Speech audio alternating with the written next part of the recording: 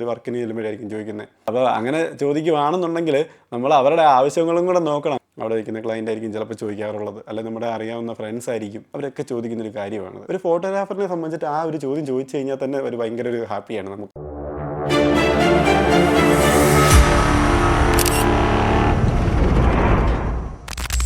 നമ്മളൊരു ഫോട്ടോഗ്രാഫറായിട്ട് ഇരിക്കുന്ന സമയത്ത് ഏറ്റവും കൂടുതൽ നമ്മൾ ഫേസ് ചെയ്യുന്നൊരു ചോദ്യമുണ്ട്. അതെന്താണെന്ന് ആർക്കെങ്കിലും പറയാൻ പറ്റുമോ? നമ്മൾ വർക്കൊക്കെ അങ്ങോട്ട് കഴിഞ്ഞ് തിരിയുന്ന സമയത്ത് തന്നെ ഈ ഒരു ചോദ്യം നമ്മളെ ക്ലയൻറ്റിൻ്റെ അടുത്തുനിന്ന് പ്രതീക്ഷിക്കുക, അല്ലെങ്കിൽ നമ്മളെ അറിയാവുന്ന നമ്മുടെ ഫ്രണ്ട്സിൻ്റെ ഒക്കെ അടുത്തുനിന്ന് ഈ ഒരു ചോദ്യം നമുക്ക് പ്രതീക്ഷിക്കാവുന്നതാണ്.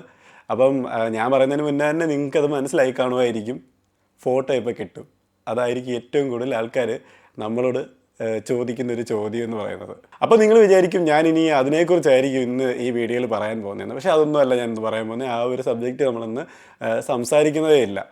അത് നമുക്ക് പിന്നെ ദിവസം സംസാരിക്കാം. അതിനെക്കുറിച്ച് നമുക്കത് സംസാരിക്കാൻ പറ്റുന്ന ഒരു ടോപ്പിക്ക് തന്നെയാണ് ഫോട്ടോ ഇപ്പോൾ കിട്ടും. അത് ഒരു നല്ല ടോപ്പിക്കാണ്, നമുക്കതിനെക്കുറിച്ച് പിന്നീട് സംസാരിക്കാം. അപ്പോൾ ഇന്ന് നമ്മൾ സംസാരിക്കാൻ പോകുന്നത് അതുപോലെ തന്നെ ഇമ്പോർട്ടൻ്റ് ആയിട്ട് നമ്മളോട് ഏറ്റവും കൂടുതൽ ആൾക്കാർ ചോദിക്കുന്ന ഒരു ചോദ്യമാണ്. ഇപ്പം കൂടുതലായിട്ട് നമ്മളെ അറിയാവുന്ന ആൾക്കാർ, ഇപ്പോൾ ഒരു ഫ്രണ്ട്സായിട്ടുള്ളവരും അല്ലെങ്കിൽ നമ്മളെ പരിചയപ്പെടുന്ന ആൾക്കാരൊക്കെ നമ്മളടുത്ത് ചിലപ്പോൾ ചോദിക്കും. അപ്പം നമ്മളൊരു വർക്കിന് ചെല്ലുമ്പോഴായിരിക്കും ചോദിക്കുന്നത്, അവിടെ വയ്ക്കുന്ന ക്ലയൻ്റ് ആയിരിക്കും ചിലപ്പോൾ ചോദിക്കാറുള്ളത്, അല്ലെങ്കിൽ നമ്മുടെ അറിയാവുന്ന ഫ്രണ്ട്സ് ആയിരിക്കും, അവരൊക്കെ ചോദിക്കുന്നൊരു കാര്യമാണത്. എന്താ പറഞ്ഞാൽ ഫോട്ടോഗ്രാഫിയെ ഇഷ്ടപ്പെടുന്ന ആൾക്കാരായിരിക്കണം ഏറ്റവും കൂടുതൽ. അതൊക്കെ നമുക്ക് ഒരു ഫോട്ടോഗ്രാഫറിനെ സംബന്ധിച്ചിട്ട് ആ ഒരു ചോദ്യം ചോദിച്ചു കഴിഞ്ഞാൽ തന്നെ ഒരു ഭയങ്കര ഒരു ഹാപ്പിയാണ്. നമുക്കതിനെക്കുറിച്ച് പറയാനും, അല്ലെങ്കിൽ നമുക്കറിയാവുന്ന കാര്യങ്ങളൊക്കെ അങ്ങോട്ടൊന്ന് ഷെയർ ചെയ്യാനും, അല്ലെങ്കിൽ അങ്ങോട്ടും ഇങ്ങോട്ടൊക്കെ അറിയാവുന്ന ആൾക്കാരായിരിക്കും കൂടുതലും ഇത് നമ്മളോട് സംസാരിക്കുന്നത്. അപ്പോൾ നമ്മളോട് ചോദിക്കുകയാണെങ്കിൽ നമുക്കും അത് സംസാരിക്കാൻ ഭയങ്കര താല്പര്യമായിരിക്കും. അപ്പോൾ അതെന്താണെന്ന് ഞാനിപ്പോൾ ഇത്രയും പറഞ്ഞത് വെച്ചിട്ട് ആർക്കെങ്കിലും മനസ്സിലായെങ്കിൽ ഞാൻ പറയുന്നതിന് മുന്നേ തന്നെ നിങ്ങളൊന്ന് കമൻറ്റ് ചെയ്യാൻ നോക്കണേ. അപ്പോൾ മറ്റൊന്നുമല്ല, ഞാൻ പറഞ്ഞു വന്നത്, നമ്മളോട് അറിയാവുന്ന ആൾക്കാരെല്ലാം നമ്മുടെ അടുത്ത് ചോദിക്കുന്നൊരു ചോദ്യമാണ്, എടാ ഞാനൊരു ക്യാമറ മേടിക്കാൻ പോവുകയാണ്, അല്ലെങ്കിൽ ഞാൻ ഇന്നപോലെ എനിക്ക് ഭയങ്കര ആഗ്രഹമാണ് ഒരു ക്യാമറ മേടിക്കണമെന്ന്. അപ്പോൾ ഏത് ക്യാമറ സെലക്ട് ചെയ്യണം? ഏറ്റവും നല്ല ഒരു ഓപ്ഷൻ, ഒരു ക്യാമറ ഓപ്ഷൻ ഏതാണെന്ന് നമ്മുടെ അടുത്ത് ഏറ്റവും കൂടുതൽ ആൾക്കാർ ചോദിക്കുന്നൊരു കാര്യമാണ്. എൻ്റെ അടുത്ത് എൻ്റെ ഫ്രണ്ട്സൊക്കെ ഒരുപാട് ആൾക്കാർ ഇങ്ങനെ ചോദിക്കാറുണ്ട്. ചിലപ്പോൾ വർക്കിന് പോകുന്ന ക്ലയൻറ്റ് വരെ, പെട്ടെന്ന് ആദ്യമായിട്ട് കാണുന്ന ആൾക്കാർ വരെ നമ്മുടെ അടുത്ത് ചോദിക്കും, എനിക്കൊരു ക്യാമറ മേടിക്കണമെന്ന് ആഗ്രഹമുണ്ട്, അപ്പോൾ ഏത് ക്യാമറ ഞാൻ മേടിക്കണം? അപ്പം ഞാൻ അവർക്ക് കൊടുക്കാറുള്ള ഒരു മറുപടിയുണ്ട്, അതെന്തുവാണെന്നും പിന്നെ നിങ്ങൾക്ക് അത്യാവശ്യം കുഴപ്പമില്ലാത്ത രീതിയിൽ നിങ്ങൾക്ക് വാങ്ങാൻ പറ്റുന്ന നോർമലി വാങ്ങാൻ പറ്റുന്ന ഒരു മോഡലുകളെ കുറിച്ചിട്ടും ആണ് ഈ വീഡിയോയിൽ ഞാൻ പറയാൻ ഉദ്ദേശിക്കുന്നത്. അപ്പോൾ നോർമലി എന്നോട് അങ്ങനെ ഒരാൾ ചോദിക്കുകയാണെന്നുണ്ടെങ്കിൽ ഞാൻ ആദ്യം നോക്കുന്നത്, ഇപ്പം എൻ്റെ ഒരു ഫ്രണ്ട്സ് ആണെങ്കിൽ പോലും, അല്ലെങ്കിൽ എനിക്കറിയാവുന്ന ഒരാളാണെങ്കിൽ പോലും എന്നോട് ചോദിക്കുവാണ് നല്ലൊരു ക്യാമറ മോഡൽ ഏതാണെന്ന്, എനിക്ക് പറ്റിയൊരു ക്യാമറ മോഡൽ ഏതാണ്, ഞാൻ ഏത് വാങ്ങണം എന്ന് ചോദിക്കുവാണെന്നുണ്ടെങ്കിൽ ഞാൻ അവരോട് ആദ്യമായിട്ട് അങ്ങോട്ടൊരു ചോദ്യം ചോദിക്കും തിരിച്ച്, നിങ്ങൾക്ക് എന്ത് പർപ്പസിന് വേണ്ടിയിട്ടാണ് നിങ്ങൾ ഈ ഒരു ക്യാമറ വാങ്ങുന്നത്? അതായത് ഇപ്പം ഞാൻ പറയാം, ഇപ്പം നോർമലി ഒരു ചെറിയ ഫോട്ടോസും വീഡിയോസും ഒക്കെ എടുത്ത് പോകാനുള്ള ഒരാൾക്കാരൊക്കെ ആണെന്നുണ്ടെങ്കിൽ നേരത്തെ ഞാൻ പറയുമായിരുന്നു, ഒരു ക്യാമറ എന്ന് പറയുന്നൊരു സമയത്ത് കേട്ടോ, ഇപ്പം മൊബൈലിൽ അതിനേക്കാളും നല്ല ഫോട്ടോസും വീഡിയോസും ഒക്കെ കിട്ടും.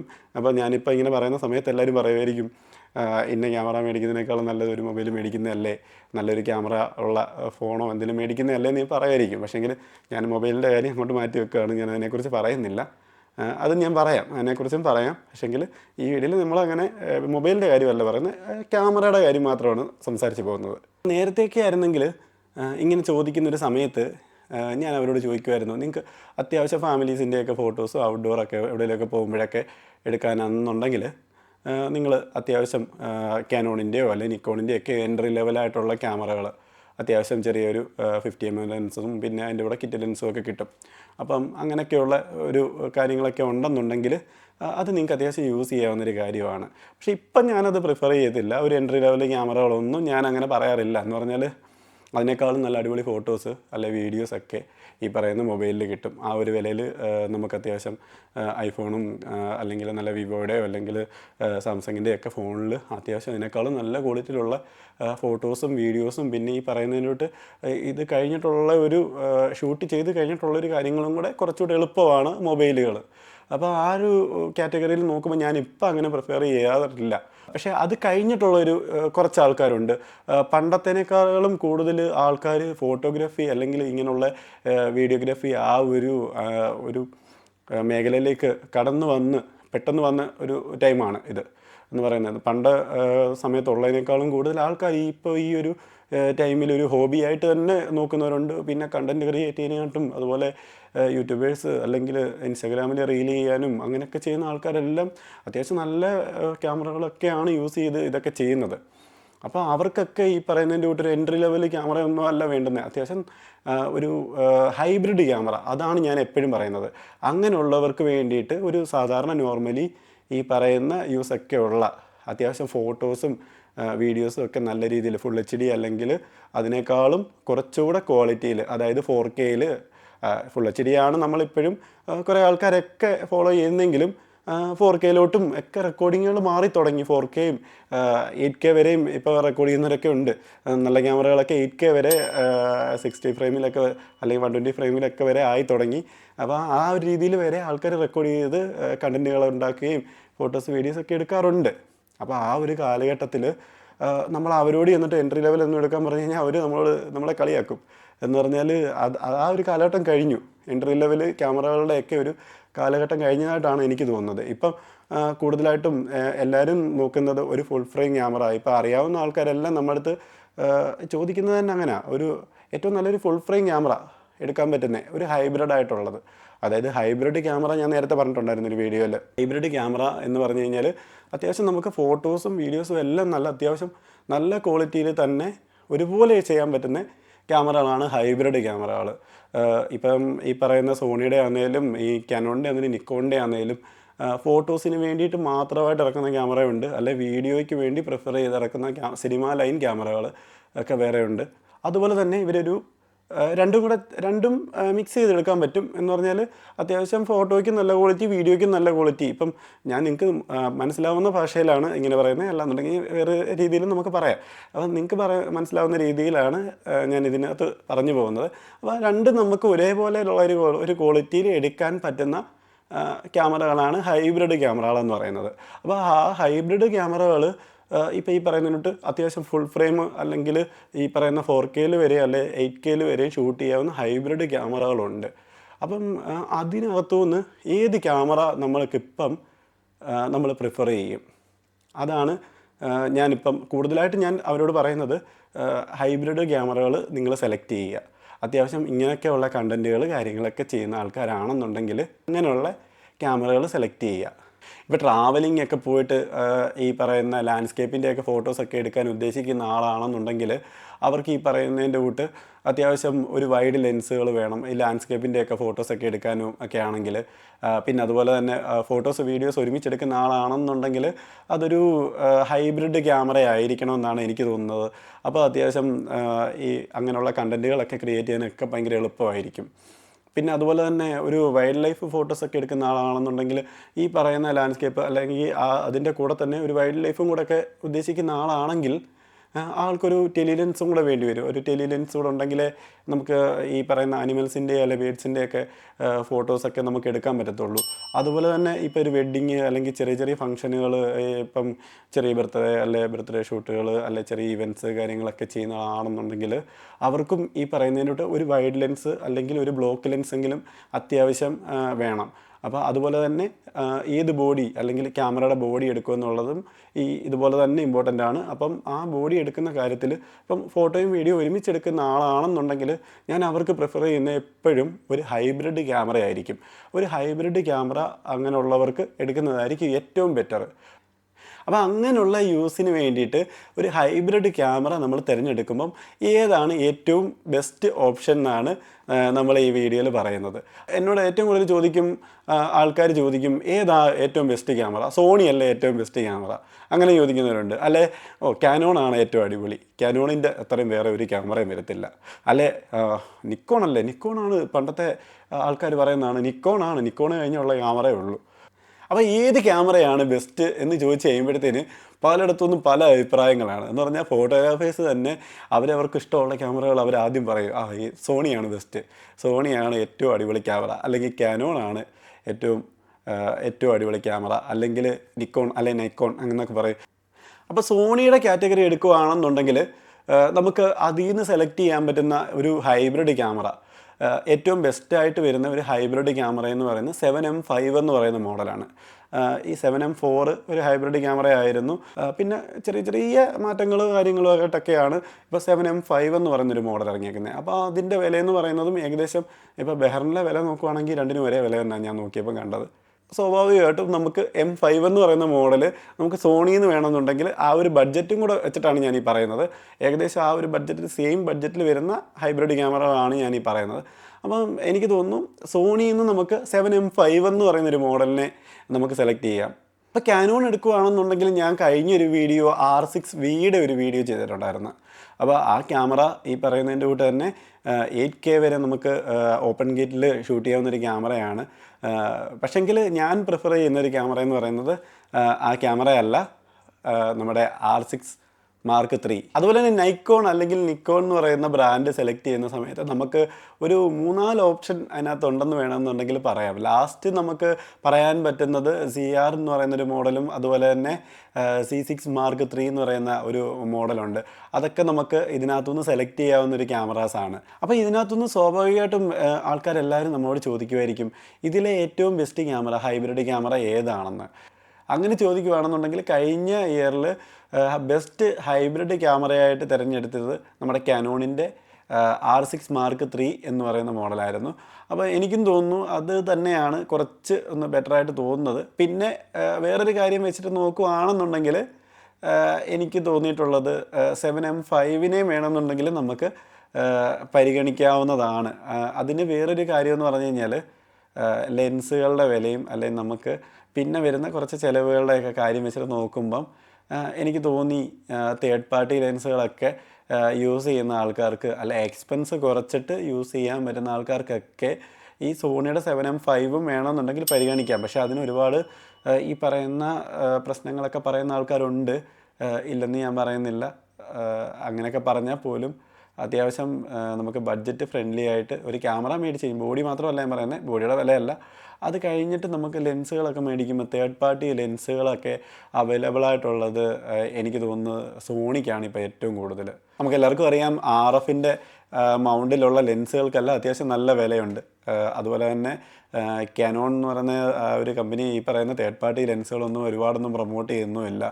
അതിൻ്റെ ലെൻസുകളൊക്കെ ഒരു ഇച്ചിരി എക്സ്പെൻസീവ് തന്നെയാണ്. പക്ഷേ അതേസമയം ഈ പറയുന്ന സോണിയിലേക്ക് വരുന്നൊരു സമയത്ത് ഈ തേർഡ് പാർട്ടി ലെൻസുകളുടെ അവൈലബിലിറ്റി ഒരുപാട് ഉണ്ട്.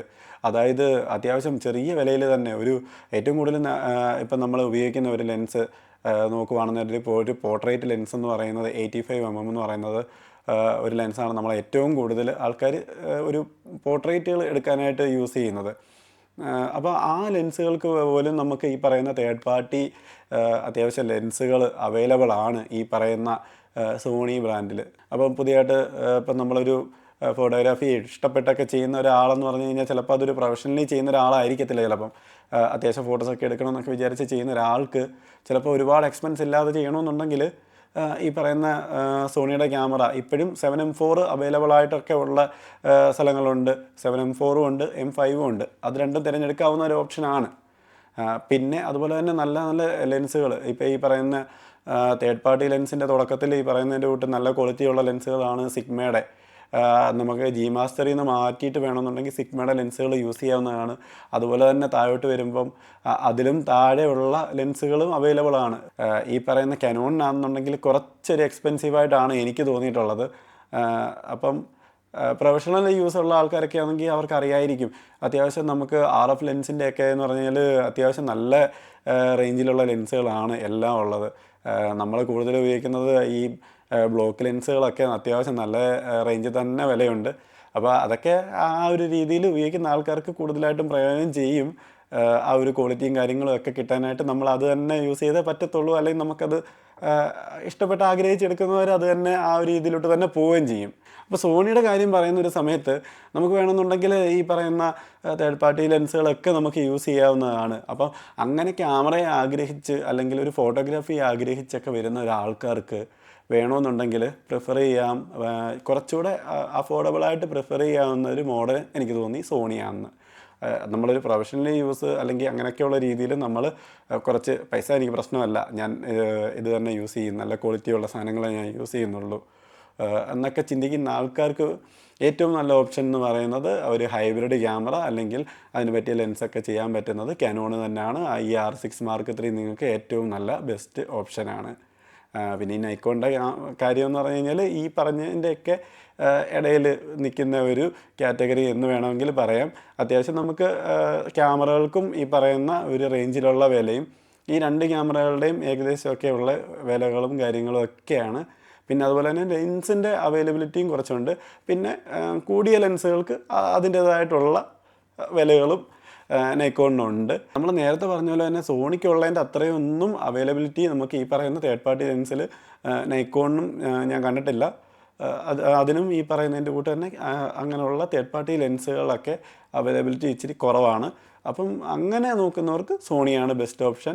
അല്ലാതെ ഈ പറയുന്ന ക്യാമറ നമ്മുടെ ഏറ്റവും നല്ലൊരു ക്യാമറ എടുത്ത് അല്ലെങ്കിൽ ആ ഒരു രീതിയിൽ ഉപയോഗിക്കാൻ ഉദ്ദേശിക്കുന്ന ആൾക്കാർക്ക് ഏറ്റവും ബെസ്റ്റ് ഓപ്ഷൻ എന്ന് പറയുന്നത് ഇപ്പോഴത്തെ ഈ പറയുന്ന രീതിയിൽ കാനോൺ R6 Mark III ആണ് ഞാൻ പ്രിഫർ ചെയ്യുന്നത്. നമ്മൾ ഇന്നത്തെ വീഡിയോയിൽ പറഞ്ഞത് നമ്മളോട് ഒരാൾ ചോദിക്കുവാണ് ഏറ്റവും ബെസ്റ്റ് ഒരു ക്യാമറ എനിക്ക് എടുക്കണം, അല്ലെങ്കിൽ അങ്ങനെ ചോദിക്കുവാണെങ്കിൽ നമ്മൾ എന്ത് പറയുമെന്നാണ്.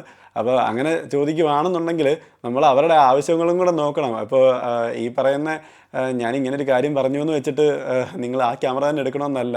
നിങ്ങൾ എന്താണോ എടുക്കാൻ ഉദ്ദേശിക്കുന്നത്, ഇപ്പം ഈ പറയുന്ന ഹൈബ്രിഡ് ക്യാമറ എന്ന് പറയുന്നത് എൻ്റെ ഒരു ഓപ്ഷനാണ്. നിങ്ങൾ ഫോട്ടോയും വീഡിയോയും കൂടെ എടുക്കുകയാണെന്നുണ്ടെങ്കിൽ ഉള്ള ഒരു ഓപ്ഷനാണ്.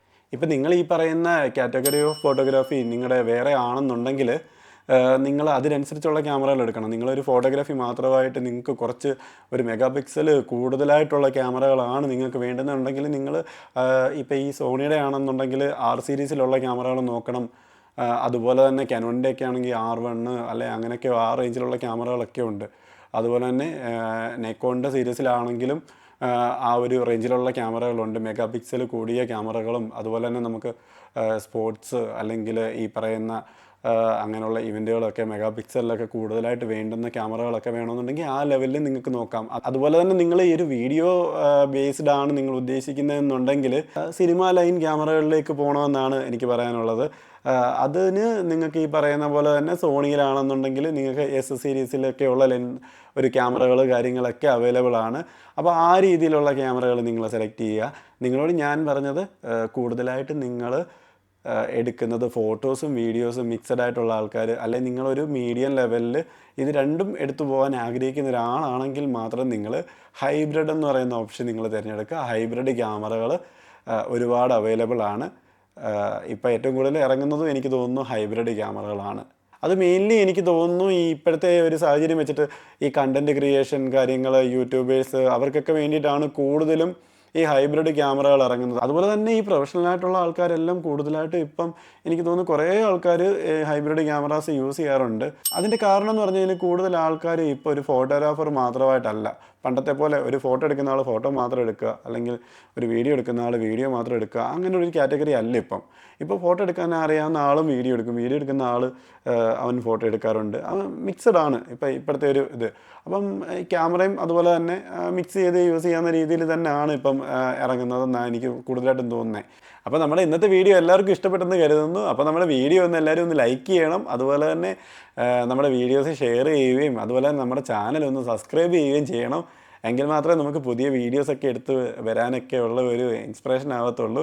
അപ്പോൾ പുതിയൊരു വീഡിയോ ആയിട്ട് വരുന്നത് വരെ ബൈ.